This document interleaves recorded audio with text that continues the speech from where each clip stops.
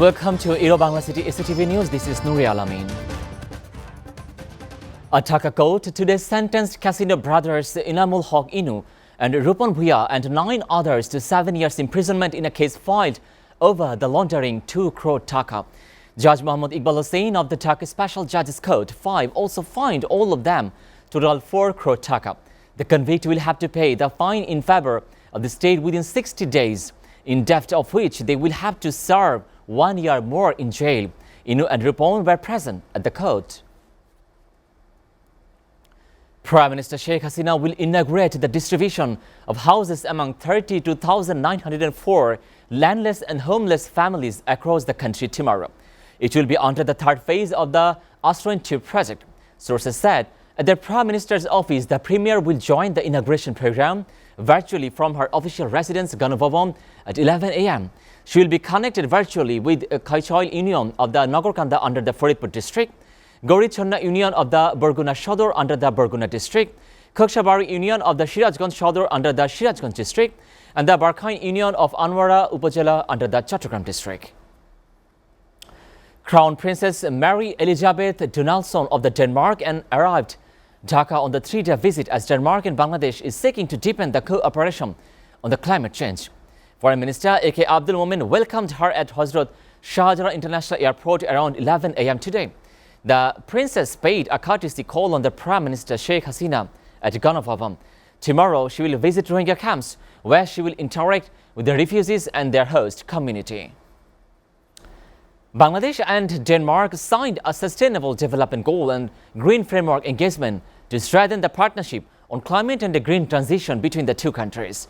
Bangladesh Foreign Minister A.K. Abdul Momen and visiting Danish Minister for the Development Cooperation Fleming Muller de Mortensen signed in Dil in the Dhaka on Monday on behalf of their respective government.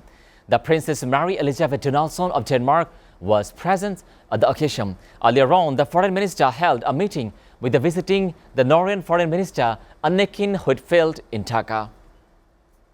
Now we bring you the international story updates. Western leaders rushed to congratulate France centrist President Emmanuel Macron on his re-election and defeat the far-right leader of the Marine Le Pen on the elections on Sunday. According to the figures released by the French Interior Ministry on Monday local time, Macron took 58.55% on the vote, with a 41.45% on the far-right rival Marine Le Pen.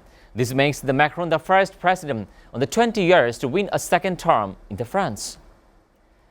Pakistan on Monday slammed India's University Grant Commission UGC for advising students against the travelling to Pakistan for the higher education and sought the clarification from the Indian government over the issue.